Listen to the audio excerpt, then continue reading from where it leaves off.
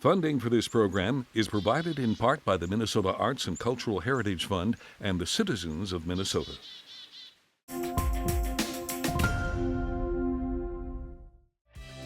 Coming up next, Off 90. Join us as we visit the St. Olaf Diner at the Mower County Fair. Come along as we learn about a local Special Olympics swim team. And finally, visit the Village of Yesteryear in Owatonna and learn about their upcoming Extravaganza. It's all just ahead, Off 90.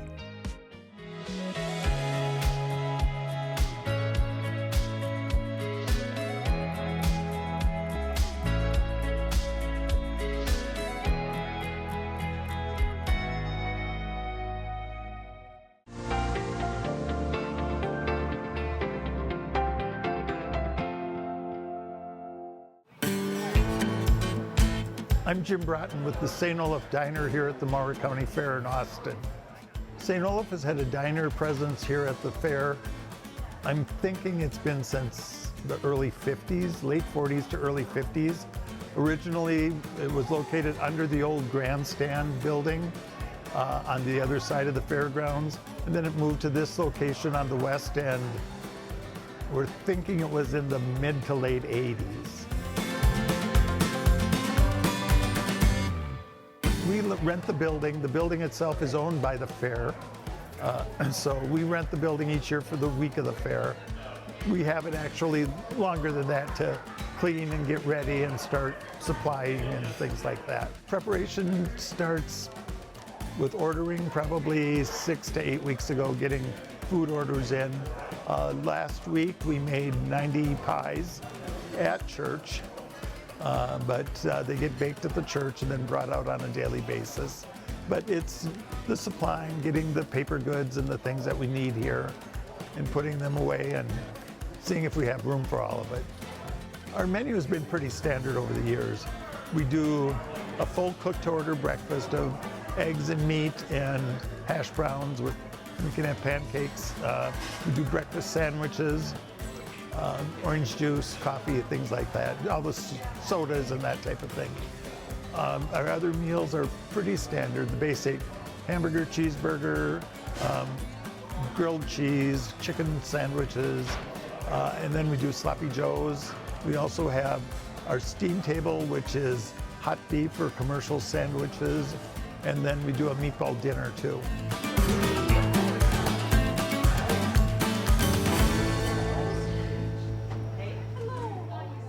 We have a group of people who have had their interest has always been working with the Fair Diner. So we start usually in the spring sometime and kind of rehash the menu, seeing if there's anything we need to change. We're strictly a volunteer organization. Primarily it is our church members that make up the staff here. We have some friends of members that do come to help out just for the joy of helping out and doing something for the community. At church, we always put out this big table of sign-up sheets. So it's the breakfast shift and the lunch shift and the evening shift for all the weeks. But then there's the pie page. And there you get all the church ladies who sign up to make pies, and a lot of the guys too. But this year, I think we had about 16 people that were involved in making the pies. So make them all at church. They get frozen, and then they're baked every day during the fair.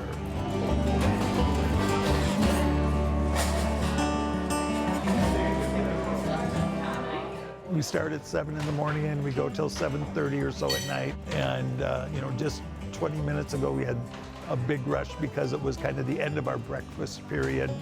And at this hour of the morning we start switching over to the luncheon menu or the dinner menu. And so we always get that last minute rush of 20, 30 people who run in to quickly get their pancakes or eggs before we're done. It's a lot of fun. I get to see an awful lot of people that I've known for years. I started working in the church diner when it was down under the grandstand, stocking the pop cooler and things like that as a teenager. And so it's just been such a tradition. And I just hate to think of the end of it. But in today's world, it's getting harder and harder to get the volunteers to fill the positions, and you know, people wash dishes. I don't do that at home. Why would I come out there to do it? You know, and but it's just a lot of fun, a lot of camaraderie amongst the members, and having a good time. Anybody, we'd welcome anybody with open arms. My hope for the future of the St. Olaf Diner is that it just goes on. You know, when a tradition's been carried on so long, I just hate to think of it not being here. You know, there's lots of concessions foods out there on the Midway, but this is still home cooking. It gets a little warm in here sometimes, but you know, for the most part, it's just a good time. Families coming in. I know there's one of the church members, all her kids come home at some time during the fair as a rule, and she brings them all out for dinner. And you know, it's just something they've always done, so it's a lot of fun.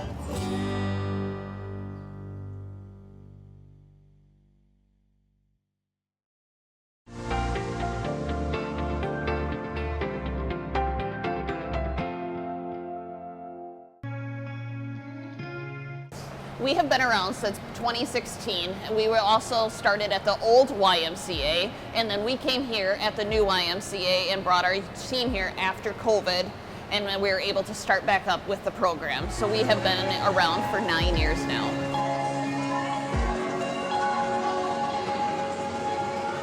Currently on our swim roster, we have 24 athletes, along with 5 unified partners and 6 coaches that volunteer each week.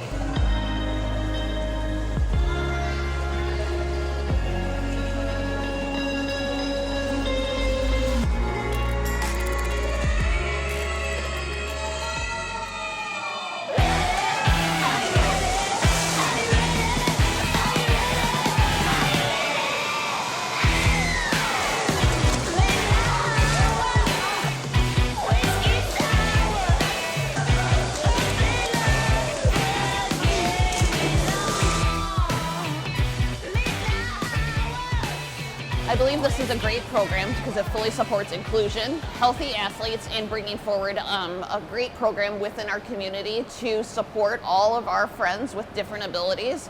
And it's a program that starts at the age of 8 and goes up. There's no cap for our athletes here in our community. Lexi, how long have you been swimming with Special Olympics? 3 years. What do you like to swim? Freestyle. And what do you have with you today? With the medals. And where did you get the medals from? These 3 from State and these 3 from Rochester. Our son Christian's been interested in swimming, and we've had him in swim lessons every summer. But you know, it has taken him a while to get a handle on it. More exposure to swimming is one of the things we were looking for, and then also, you know, you want him to get that sense of accomplishment and connect with something that they enjoy. And he enjoys coming to swimming. He's ready to go every day. When we tell him it's ready to go, he's got his shoes on and a smile on his face, and he's ready to come and swim. All right, Joey, what is your favorite event to compete at swim meets? The 50 freestyle. All right, and what is the best part of your weekly swim practices? Hanging out with friends and practicing my dives. Great job, Joey, thank you. Yeah. My daughter is 16. She was born with Down syndrome, and at the age of 3, we started physical therapy in Rochester in a water, like a physical therapy program. And then once she got into kindergarten, she met a wonderful person there who was also a swim instructor at the municipal pool here in town. And when she started that program and learned how to walk and further develop that meant that way with swimming, it became something of her passion. And I knew at the age of 8, when she was able to be eligible for Special Olympics, that Special Olympics was going to be something that was part of our lives forever. And her love for swimming lives on. She's part of the Austin High School swim team, and then also been part of Special Olympics since she was 8 years old, specifically in the swim program. So continuing to support her, not only in that passion and love, but able to also bring it forward for all of our friends with all abilities here in the Austin community is definitely what lights me up. My name is Jamie Riley. I am the head of delegation for the Austin Unified Swim Team with Special Olympics. All right. Can you tell us your name? Ella. And Ella, how old are you? 16. And what grade are you in? 10th grade. How many years have you been doing Special Olympics? 8 years. And is it your favorite? Yes. Okay. Ella, what is your favorite stroke and event? I like 50 backstroke, my 50s freestyle, That's awesome. Ella, what is your favorite memory from swimming with your team? with my friends. Ella, you have something around your neck tonight. Can you show us what you have? My medals, I got 2 of those and I have lots of medals. I'm the smile in their eyes now,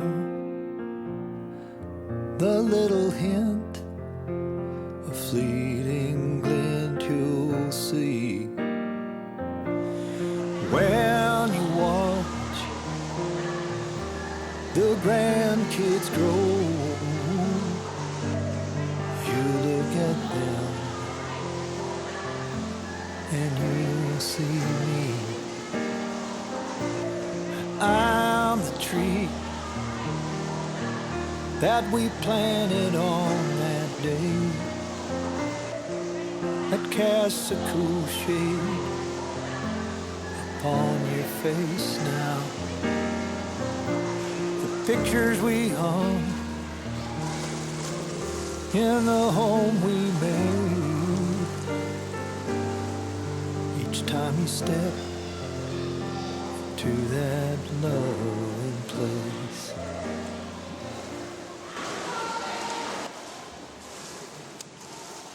This is a very inclusive community, parents and children alike. Everybody pretty much accepts and loves everybody. So there should never be any fears, especially within this community. And I think a lot of us as parents have learned that. Our son's traveled to the regional meets last year and this year in Rochester, and last year he went to the state competition up in the city. So, but yes, Special Olympic swimming will be in the state of Minnesota next year. It's exciting to see that come to the state of Minnesota. I think the state of Minnesota has a good base to support people who have special needs.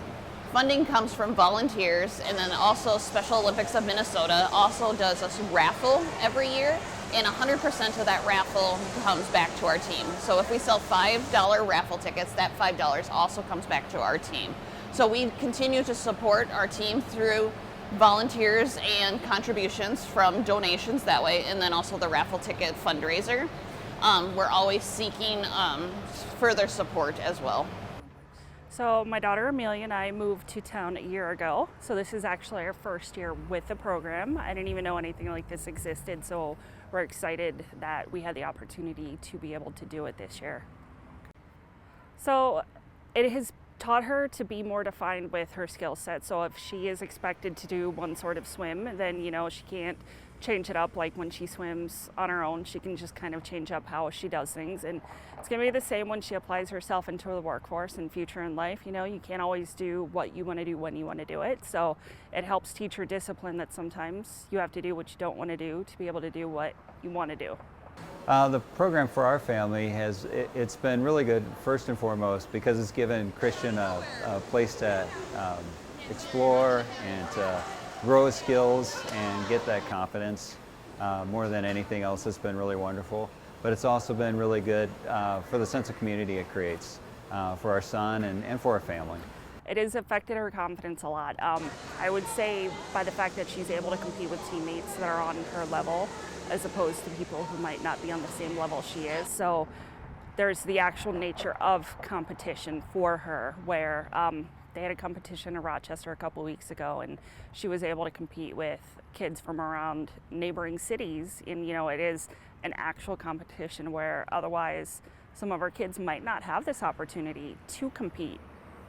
Absolutely, watching 24 youth bring forward that smile every day when they walk into this pool, to know that energy is coming out in together, being with friends, participating, being active, and doing something that they are truly passionate about. It's not about the awards or the medals at the end of the day. It's about being with friends and being included in a wonderful program.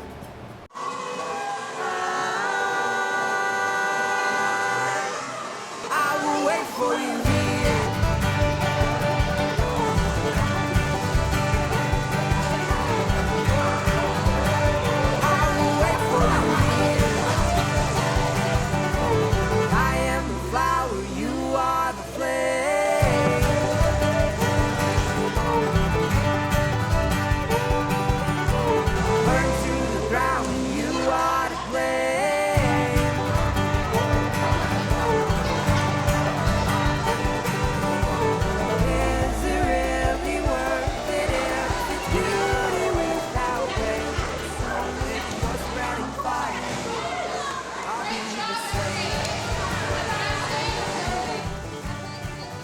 Yes, you can support us by reaching out to the YMCA and asking them here, because they offer our facility to us to continue to work with this program. And then you can also reach out to myself or any of our current coaches that volunteer to continue to branch out and support us. And then we also work with, at the high school, the unified physical education teachers that also work with the Special Olympics and continuing to bring the unified portion to our school district and our community. I would say that it has always been worth it.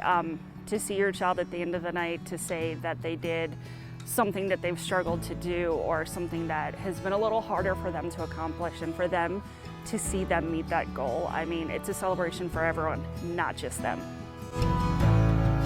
Think about you always.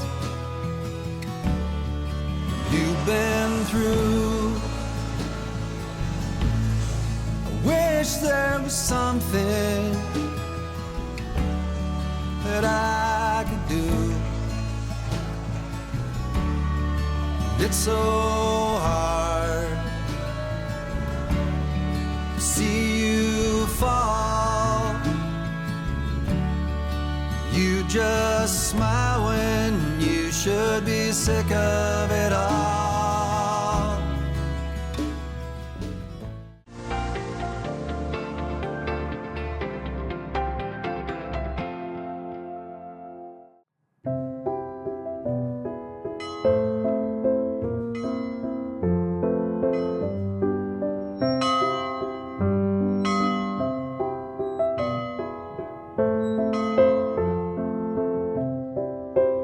I'm Jennifer Thiel. I'm the Executive Director of the Steele County Historical Society.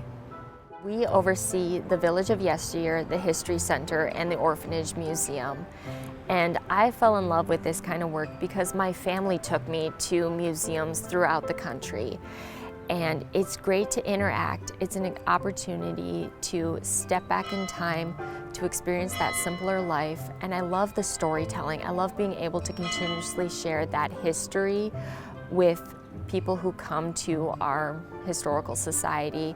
And the events and programs that we offer are a fun way to get the entire family involved, where it's not just us kind of sharing those facts and figures. It's getting that complete immersion into history. So we are standing in the Sago Church. This building was built for the community of Moravia. It was a prominent Czech community, as Steele County has quite a few Czech settlers. The church was the St. Wenceslaus of Moravia Roman Catholic Church, and it served the community until 1952. The church was moved to the Village of Yesteryear, and it was actually the start of the village in 1962. The church came with all of its original fixtures, including the pews that are on rails to make cleaning easier, the altar, as well as a working organ, which the volunteers of the Steele County Historical Society play during our events such as Extravaganza and the Steele County Free Fair. The building is still fully operational, and we actually host and allow rentals for weddings throughout the year.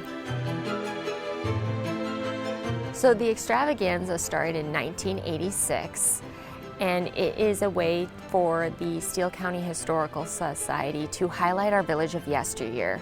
We do live demonstrations, we have reenactors, we have building interpreters telling the history of each of these buildings. And it's a fun, free family event where each July people are able to come and just step back in time and experience a simpler life. We are standing in District 14 Schoolhouse. This district served one corner of the Owatonna Township just south of the community of Owatonna. The land for the school was donated by William Thompson, and the school was also known as the Luther White School in honor of his grandson. And at one time, Steele County had 99 rural schools before consolidation in 1960s. And as you go through the old schoolhouse, you can see just some of the features that were common for the children that attended one-room schools, including rules of conduct for teachers in 1915, as well as the chalkboards that we still allow school tours to kind of write on and play with today. If you walk through the school, you'll notice that the desks are on slides or rails. This allowed for teachers to move the desks to the center or the walls so that the teachers could clean the schools every day. The children at the rural schools learned music, math, English, grammar, and basic arts, as well as geography. Each of the schools had a stove in it, and this allowed for warm water as well as for heating of the children's meals each day. And then our schoolhouse also has a Victrola, so that way the kids could listen to old records during their lessons. One of our most popular buildings is the Donnell House. It is our own historic mansion, and that is from Owatonna. It was moved here in 1969. The home is from 1868 to 1869, and it served as the residence for U.S. House Representative Mark Hill Donnell, and his family lived in the home. He had served in the Civil War. He came from the East and settled here. He also was the state school superintendent, and he had a long and very successful career in Minnesota. And the home is not decorated with authentic Donnell collection items, just because when the family left the home, they took it all to California. But we have recreated the home's fixtures, and so there's period pieces in there. And we do a lot of events and programs featuring the Donnell House, including Victorian teas. This is where we have kind of those step back in time experiences where we have a reenactor act as Mark Hill Donnell or Matilda for our educational programs. And the home also talks about the history of Pillsbury Academy, which was our local, it started out as an educational college for men and women before transitioning to being a boys' military school.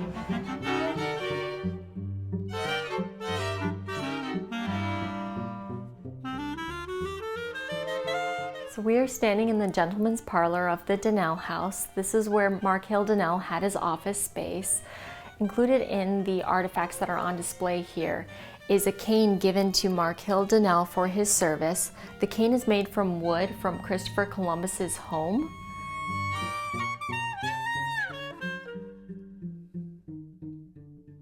So this is an early 1900 Edison Ambrola, and it plays reels of music.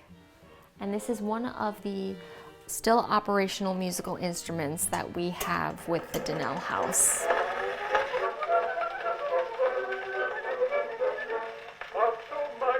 During the summer months, we offer guided village tours, and this is where one of our skilled interpreters will lead you through the village buildings, telling the unique history of each location. And it's $5 for children, $7 for adults.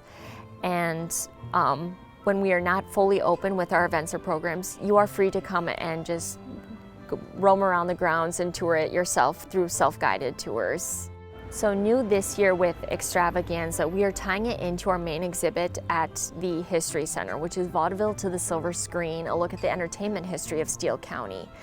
And so we are going to be doing a vintage medicine show during this production. And so a couple of the staff will be acting as traveling doctors and talking about the history of mineral springs and the healing waters. And then we might be selling some of those healing waters during the production. In our exhibit right now, we actually have a medicine wagon, and it talks about Chief Wabena and the healing waters, because there is that Owatonna folk legend that Princess Owatonna was healed by drinking the waters. And it is just a legend. There's no record that she actually ever existed. But we want to kind of play up to that because that is part of that tradition of medicine shows where they were connecting it to different folk traditions or histories that were not always true or accurate, but it played into that local legend and the community could connect with that story. And then it just added to the credibility of the traveling salesman and their shtick. It is a family-friendly village. We see children from the young with attending the Extravaganza, participating in the children's activities, to the young families who are having kids run around. We also do vintage games, so it's a great way for the kids to kind of burn off some energy on the village green. And then we do have our mature audience. And it's great to have them come because they will sit and reminisce. They remember when their grandparents did the vintage or traditional washing. They remember going to a one-room schoolhouse. And so it's great to have that multi-generational audience being able to interact with each other and share how it once was.